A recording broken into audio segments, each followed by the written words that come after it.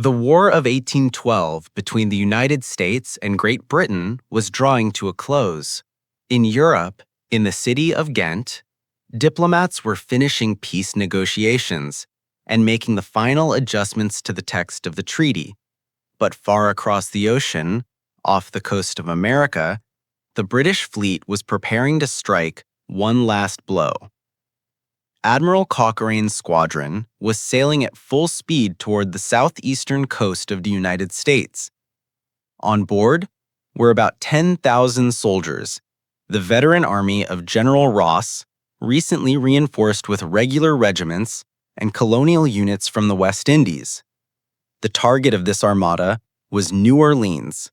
By the standards of the region, it was the largest city on the Gulf of Mexico, though its population numbered only about 25,000 people. Yet its importance far outweighed its size. At the mouth of the Mississippi, it was the point where the trade routes of the entire western United States converged. Seizing the city would allow the British to cut off the river and effectively paralyze American commerce. This operation became the third and final major British landing of 1814.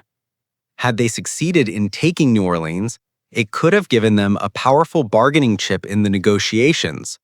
For in London, they knew peace was imminent, but could not predict its exact terms. The British were confident they would face little resistance. They believed the city was too far from the major centers of the eastern seaboard and that the Americans would not be able to bring reinforcements in time. Yet, despite this confidence, the operation was planned with the utmost care.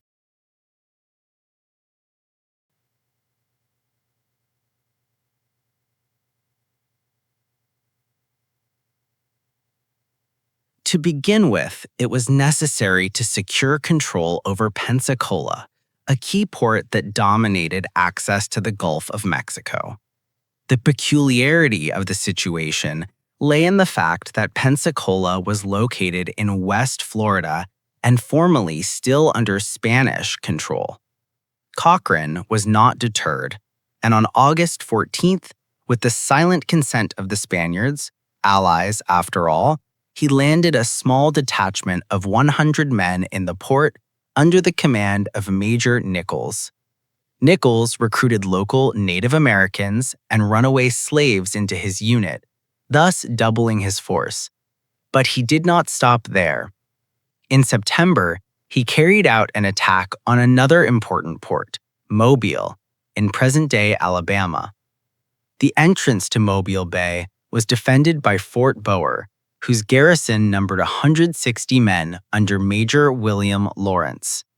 On the 12th, a British detachment of 225 Marines and native allies landed on shore while British ships began bombarding the fort. But the attackers were too few to storm fortified positions, and the harbor at Mobile was too shallow for British warships. As a result, the sixth-rate ship Hermes ran aground and had to be blown up to prevent it from falling into enemy hands. The attack collapsed. Meanwhile, the Americans, alarmed by the enemy's activity in the Gulf region, made their countermove. Back in May 1814, Major General Andrew Jackson had been appointed commander in this theater. A well-known politician from Tennessee, an energetic and talented commander, victor of the Creek War, and future President of the United States, Jackson was one of the most controversial figures in American history. On the one hand, he was a defender of civil rights and liberties, a bold frontiersman, and a successful military leader. On the other hand, he was an outspoken racist who despised both Native Americans and blacks, a slaveholder, an idol of Southern secessionist politicians, and a man who did not hesitate to break written and unwritten laws if he deemed it necessary. What cannot be denied, however, was Jackson's decisiveness. Realizing the importance of Pensacola for British operations in the Gulf, he marched in October with an army of 4,000 against the British outpost on Spanish soil. The Washington administration, fearing diplomatic complications, sent Jackson a letter instructing him not under any circumstances to cross into Spanish territory. Jackson either never received the letter or, quite likely, simply ignored it, and on November 6th, he approached the walls of Fort San Miguel, which barred the road to the city. The next day, he sent a message to Florida's governor, Mateo Manrique, assuring him that he was not Spain's enemy, but demanded passage for his troops in order to expel the British from the city. Manrique refused, and Jackson immediately ordered his men to storm the fort. Since the Spaniards numbered only 500, they could not offer prolonged resistance, and almost immediately raised the white flag. The Americans lost 18 men, the Spaniards 20. The city fell into American hands, and the British realized it was time to pack up. They withdrew to Fort San Carlos, blew it up, and re-embarked on their ships. The Battle of Pensacola was the only engagement in that war fought on the territory of a neutral state and involving the troops of a third power.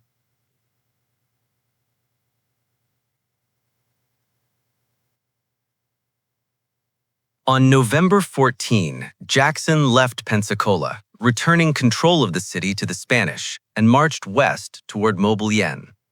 Upon arriving there, he realized that the American positions faced no immediate threat and that the true objective of the British operation was New Orleans. Moving with all possible speed, he hurried to the Crescent City and arrived on December 1, finding that the city was completely unprepared for an enemy invasion. Until 1813, military forces in the region had been commanded by James Wilkinson. Unsurprisingly, he had embezzled all the resources under his control, accomplished nothing of value, and the people across Louisiana exuded disloyalty and defeatism. The ethnic French and Spanish majority population refused to participate in the city's defense and did not consider themselves American citizens but subjects of their royal majesties. Jackson's arrival fundamentally changed the situation. "General Jackson has ignited our hearts," said one city resident. "His immediate and unwavering attention to the defense of our homeland instantly made it clear to us that he was the man we needed," echoed another.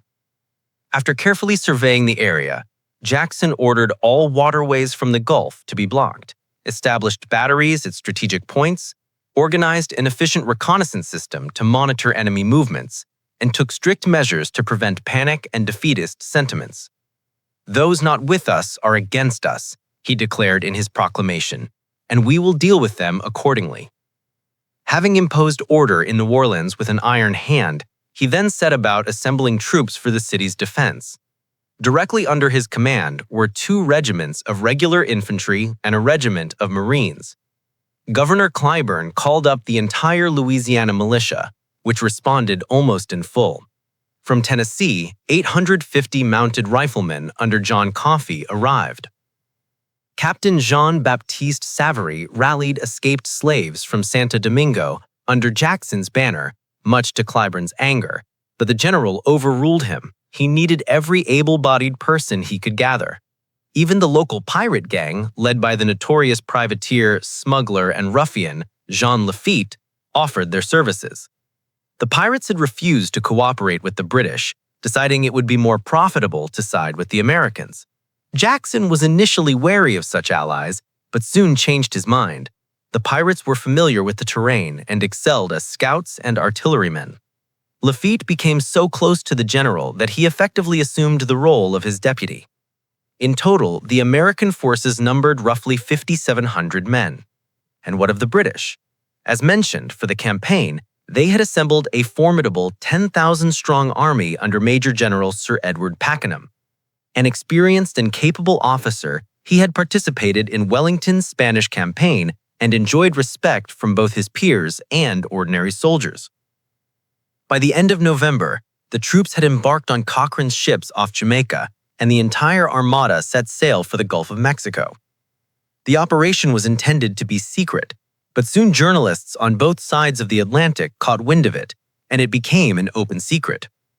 The original plan had been to capture Mobilien and then advance overland to New Orleans, but since Fort Boyer could not be taken, it was decided to attack the primary target from the sea. On December 13, the British fleet anchored at Cat Island, northeast of New Orleans. Cochrane realized that further advance by his larger ships was impossible. The lagoon known as Lake Bourne was too shallow, so he ordered his men to transfer to barges and small craft to land on the city's shore. The British approach of 42 small vessels under Captain Locker was met by a small squadron commanded by Lieutenant Thomas Ap Catesby Jones, 5 gunboats, 1 sloop, and 1 schooner. Despite the size difference, the engagement was fierce. The Americans lost all their vessels and suffered 40 killed or wounded, the rest captured. The British in turn lost 1 barge and 100 men, but more importantly, they lost time that Jackson used to further strengthen the city's defenses.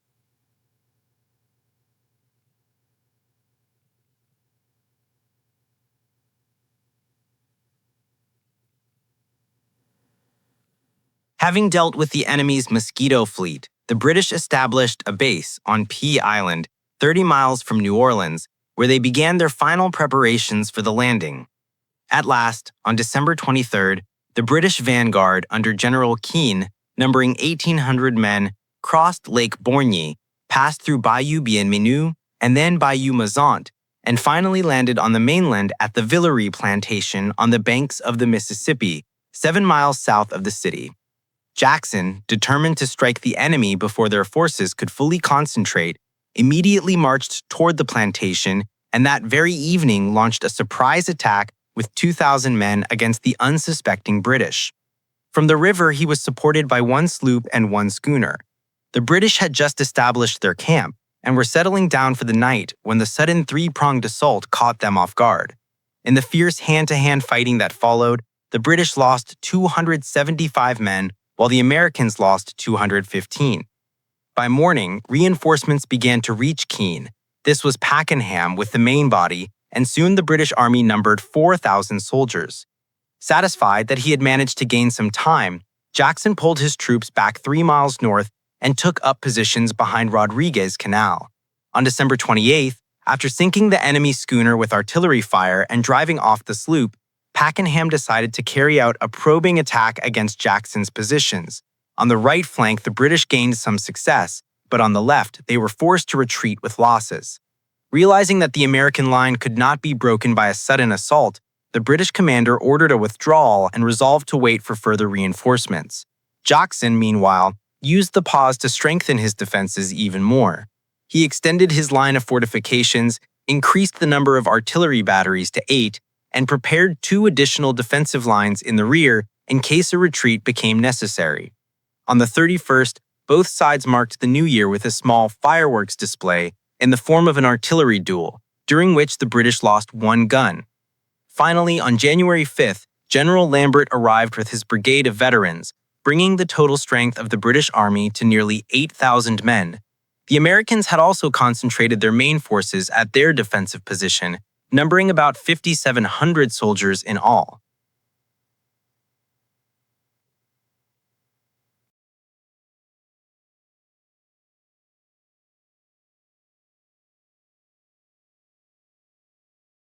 So by January 7th, everything was ready for the main battle. Jackson's troops held a very advantageous defensive position just behind Rodriguez Canal. Earthen fortifications had been built along its bank, and the infantry defending them was ready to be supported by numerous artillery pieces, including heavy 24- and 32-pounder guns. It was impossible to bypass the American positions. Their left flank was anchored on the Mississippi River, while the right was protected by impassable swamps, leaving the British with no option but to attack the defenses head-on. Nevertheless, the experienced Pakenham seemed to have found a way out of this situation. The opening move was assigned to Colonel Thornton, commander of the 85th Light Infantry Regiment and veteran of the Battle of Bladensburg. His task was to cross the Mississippi during the night of January 7th to 8th, march upriver on the opposite bank, and attack Commodore Patterson's artillery battery. Once in possession of the guns, he was to open enfilading fire on Jackson's right flank. Supported by this artillery, the main British forces, 2 brigades under Generals Keane and Gibbs, were to launch a frontal assault on the American positions the following morning. General Lambert's brigade was kept in reserve, ready to exploit any breakthrough. The plan was highly complex, its success depending entirely on precise timing and close coordination of the attacking units. But everything went awry from the start. The boats Thornton needed for the crossing had to be dragged over frozen ground, delaying the attack on the battery by 12 hours. Moreover, only a third of the necessary craft reached the river, so just 560 men were able to land on the opposite bank. Even so, Thornton managed to rout the militia brigade guarding the battery and seize the guns. However, the Americans had managed to spike some of them, and the attack came far too late to affect the outcome of the main battle on the east bank. Pakenham did not dare postpone the general assault.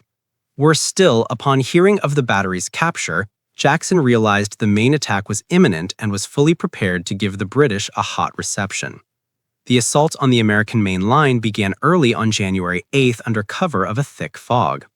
But to the misfortune of the British, the fog quickly lifted, exposing the attackers as perfect targets for American artillery. British veterans, despite suffering heavy losses, advanced close to the enemy's fortifications. But once there, they were at a loss as to how to proceed. The hasty preparation of the assault meant the storming parties had not received fascines or ladders.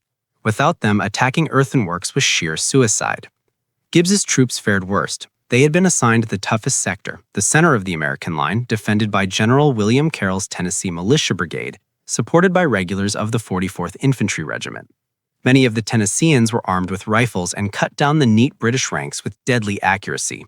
Those few brave men who managed to reach the enemy lines fell under devastating musket fire from the regulars.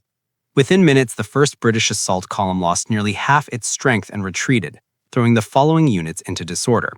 Many officers, including General Gibbs himself, were killed.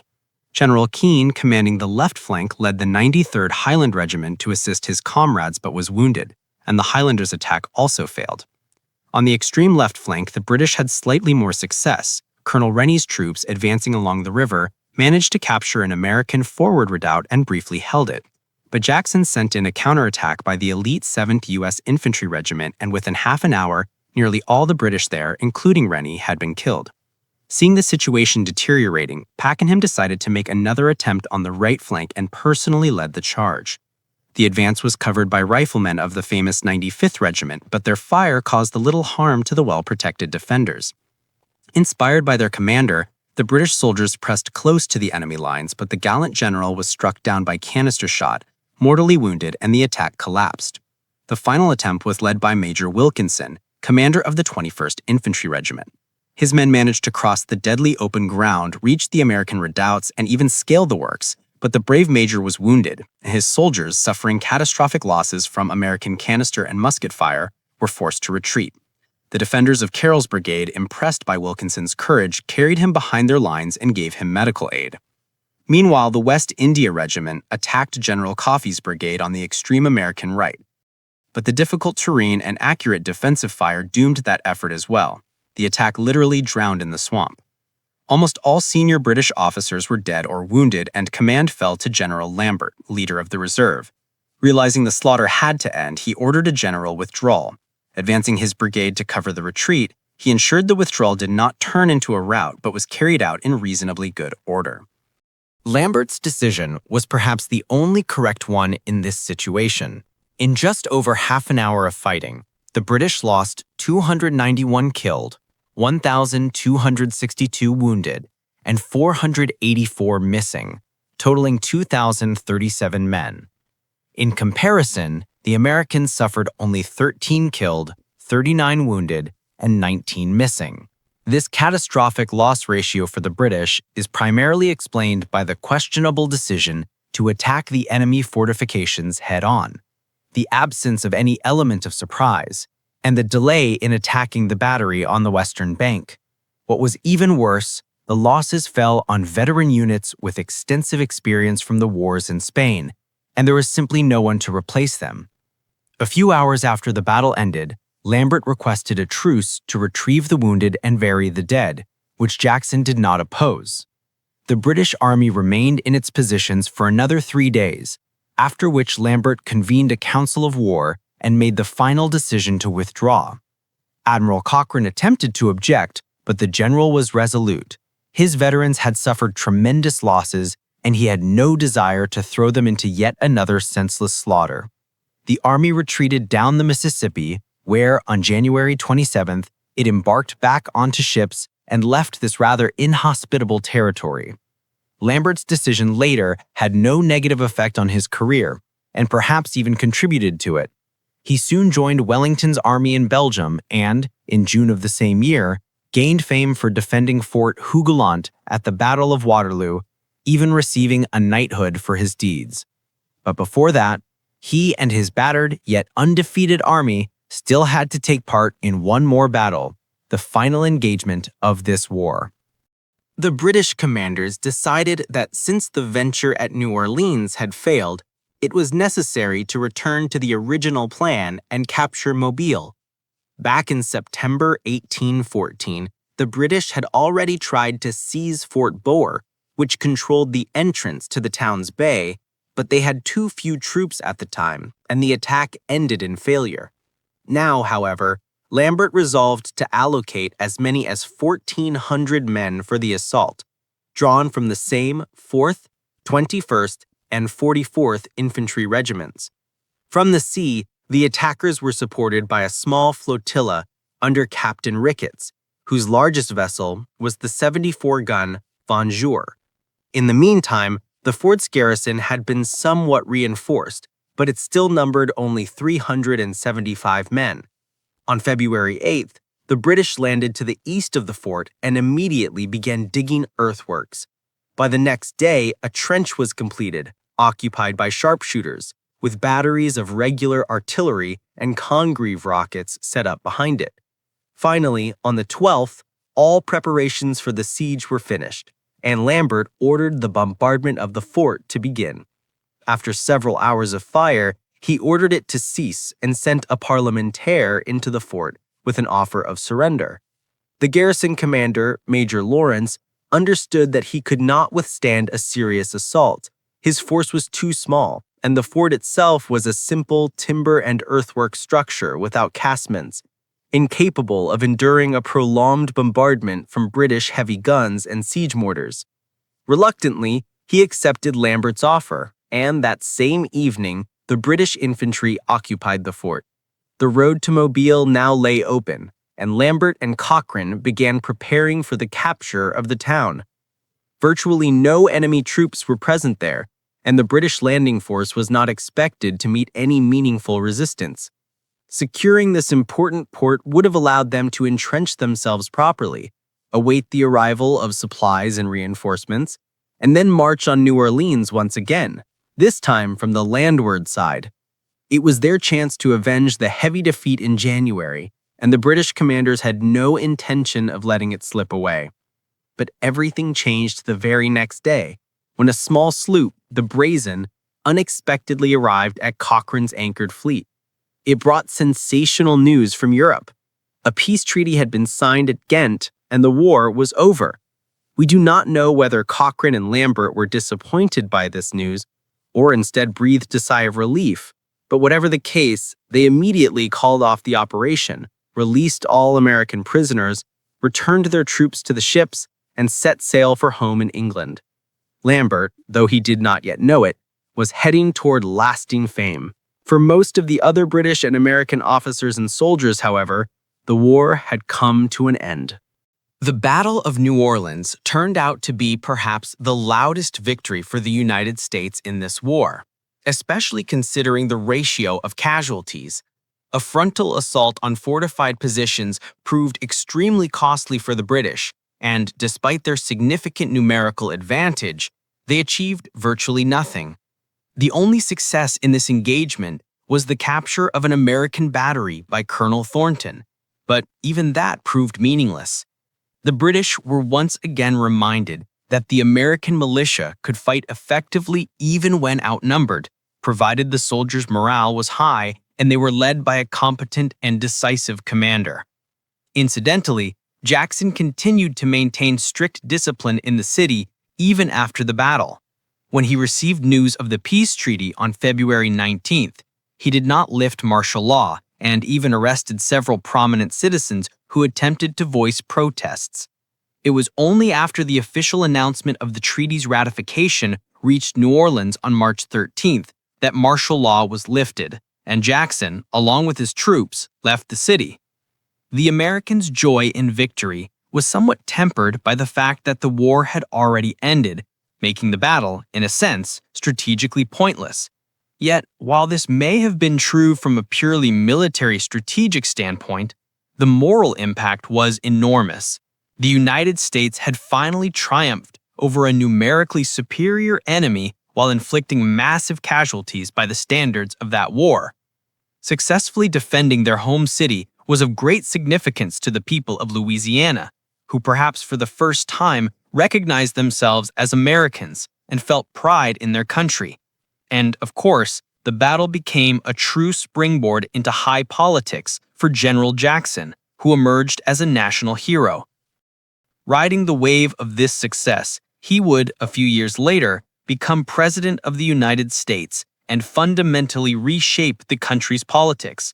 But that, of course, is a story for another time.